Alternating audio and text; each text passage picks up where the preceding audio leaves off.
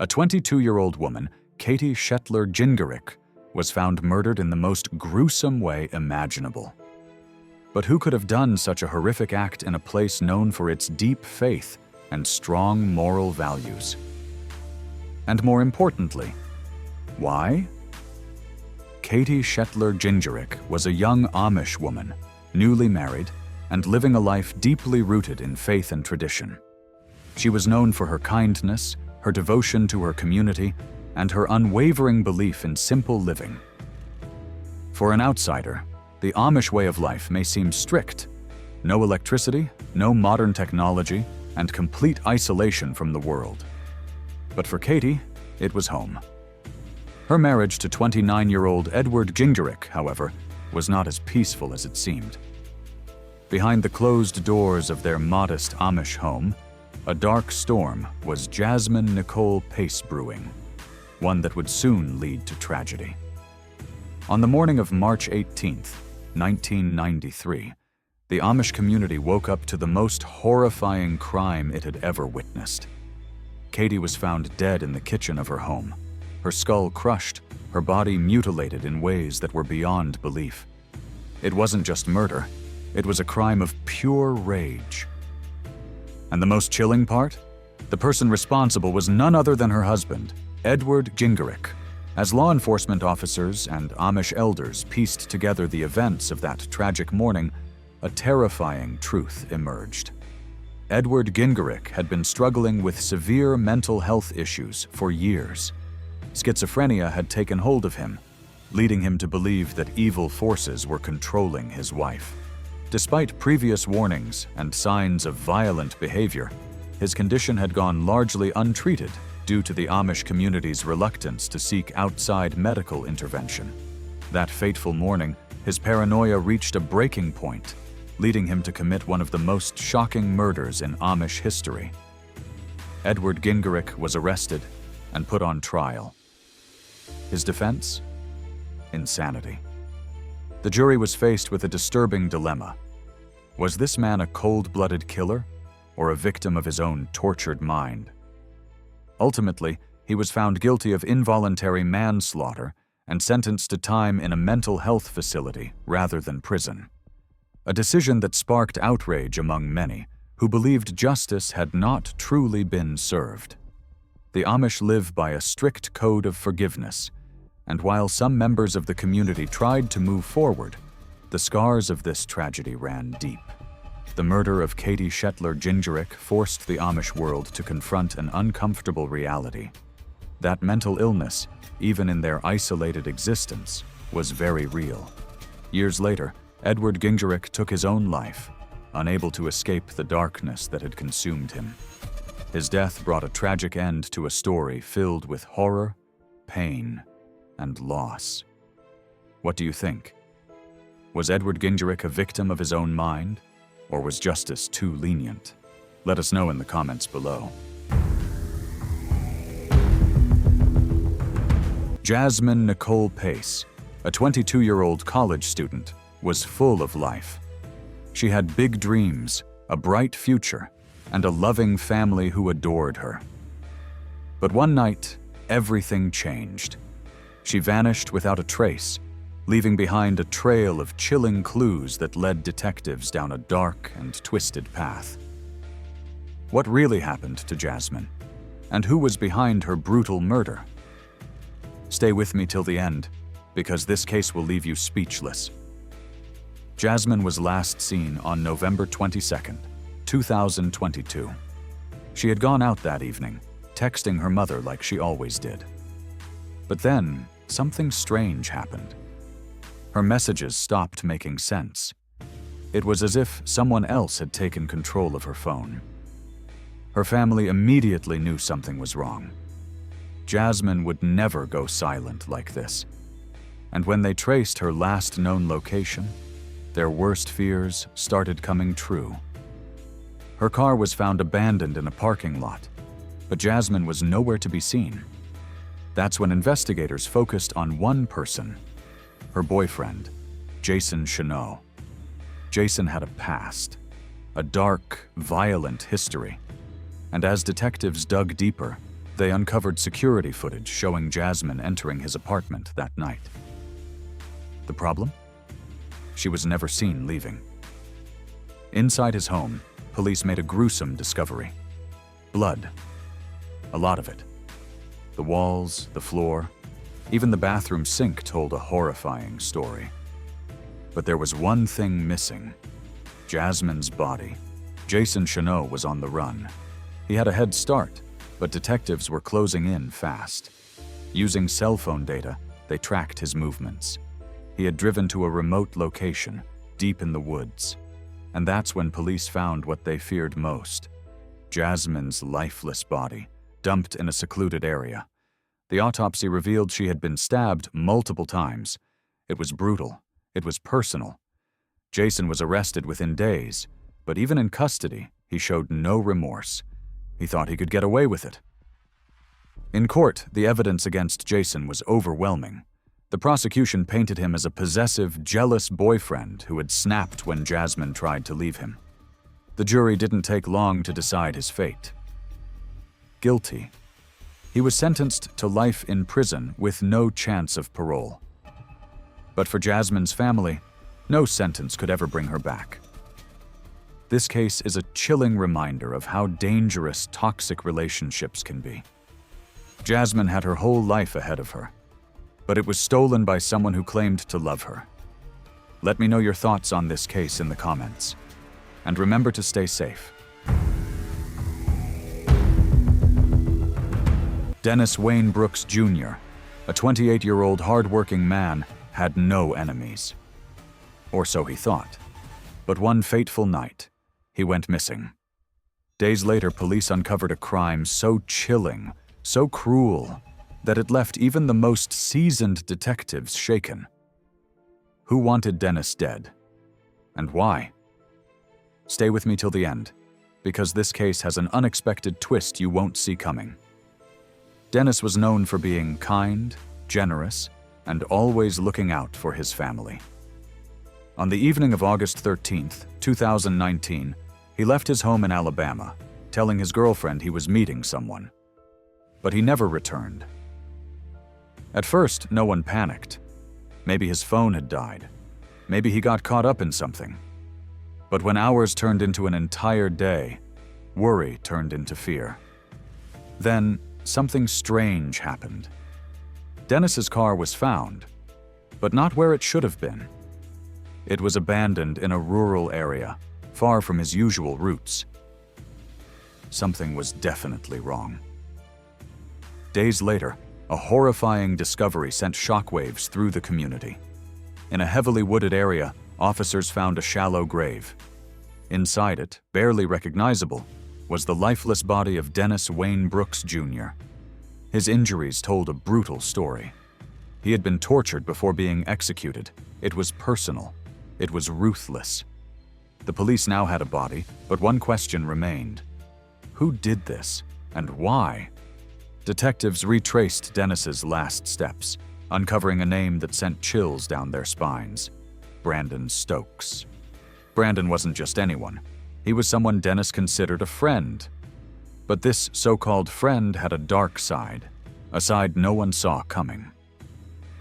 When police searched Brandon's property, they found blood-stained tools, burned clothes, and something even more disturbing, Dennis's personal belongings, hidden inside his house. But why would he do this? The answer was as shocking as the crime itself. Brandon had been plotting Dennis's murder for weeks. The reason? A petty dispute. A grudge that should have ended in an argument, not a brutal execution. Brandon lured Dennis out that night, pretending he wanted to talk things out. But what Dennis didn't know was that Brandon had already dug his grave. He never stood a chance. With overwhelming evidence, police arrested Brandon Stokes. In court, his lack of remorse was chilling. He acted as if Dennis's life meant nothing. The jury didn't take long to deliver their verdict. Guilty. Life in prison. No parole. But for Dennis's family, no punishment would ever bring back the man they loved. This case is a heartbreaking reminder that not all betrayals come from enemies.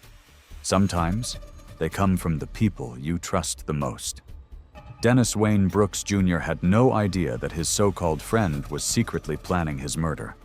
And sadly, by the time he realized the truth, it was already too late. What do you think about this case? Let me know in the comments below. And remember, be careful who you trust.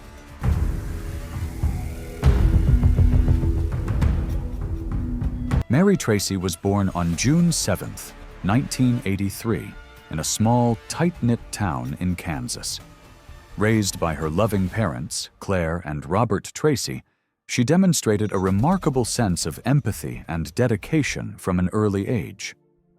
In high school, Mary was known for her academic excellence, her leadership qualities, and her involvement in various charitable activities. As a class president, she helped organize fundraisers for local shelters and mentored younger students, always encouraging them to aim high. Mary went on to attend the University of Kansas, where she pursued a degree in social work. It was during this time that she began her internship with a local nonprofit organization aimed at supporting victims of domestic violence. Her passion for helping others only deepened, and her friends often described her as selfless and compassionate, always putting others' needs ahead of her own. On the night of July 15, 2009, Mary Tracy made the decision to spend a quiet evening at home, preparing for an upcoming work project.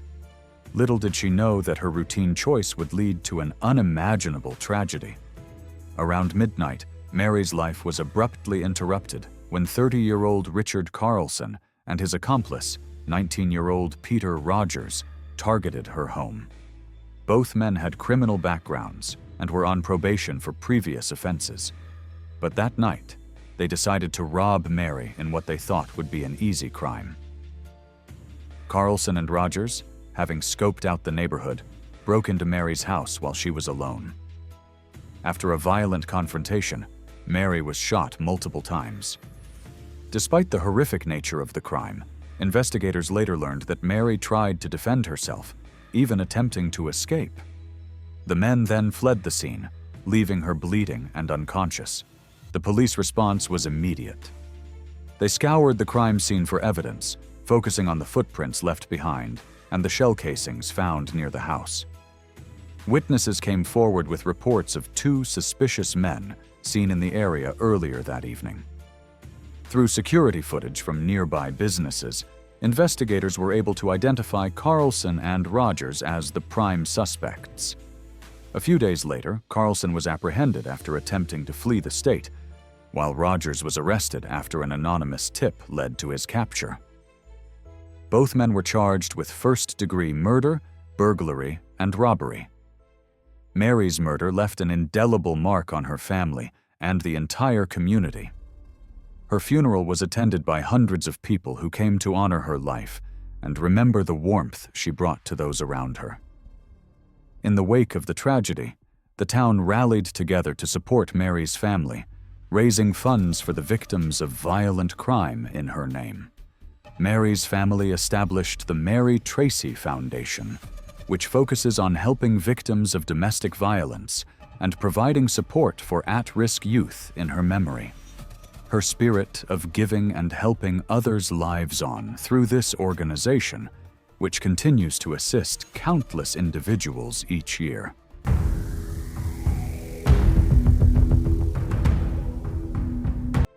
Mary Robin Walter was born on March 22, 1988, in the bustling city of Denver, Colorado.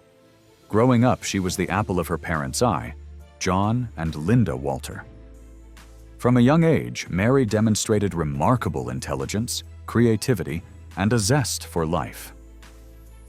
In high school, she was known for her academic excellence, participating in school plays, and volunteering at local shelters for the homeless. She was loved by her peers for her easy smile, compassionate heart, and her ability to bring people together. After graduating high school, Mary attended the University of Colorado Boulder, where she pursued a degree in communications. She was a standout student, known for her ability to connect with others and her passion for helping people. She dreamed of working in public relations and using her voice to advocate for those who could not speak for themselves. Her natural charisma and dedication made her a popular figure in both academic and social circles, and her professors admired her drive and leadership. The tragic night. On the evening of May 6, 2011, Mary was heading home after attending a local fundraiser for a children's hospital. It was a typical night. Mary was in high spirits, having spent the evening with close friends and colleagues. Unfortunately, as she pulled into the parking garage near her apartment complex, her life would change forever. At approximately 11:30 p.m., 34-year-old Michael James Weaver, a known felon with a history of violent offenses, approached Mary as she got out of her car. Weaver had been stalking Mary for several days, waiting for the perfect opportunity to strike. He had a history of mental instability, and despite being on probation for previous offenses, he was out on the streets and looking for a victim. As Mary walked toward the entrance of her building, Weaver ambushed her. He attacked her in the parking garage, demanding money and valuables. Despite Mary's attempts to reason with him, Weaver escalated the violence. In a terrifying moment, he shot Mary twice before fleeing the scene, leaving her bleeding and alone in the garage. The investigation into Mary's murder began immediately. The police combed through the scene, looking for evidence and clues that might lead them to the killer. Security cameras in the parking garage captured images of Weaver entering and leaving the area. But it wasn't until forensic evidence linked him to the crime that the police had a solid lead. Weaver was arrested just days later, after witnesses came forward with tips about his suspicious behavior around the time of the murder. During questioning, Weaver initially denied any involvement, but as more evidence came to light, including DNA found at the scene, he eventually confessed to the crime. He was charged with first-degree murder, armed robbery, and other related offenses. Mary's murder devastated her family, friends, and the entire community.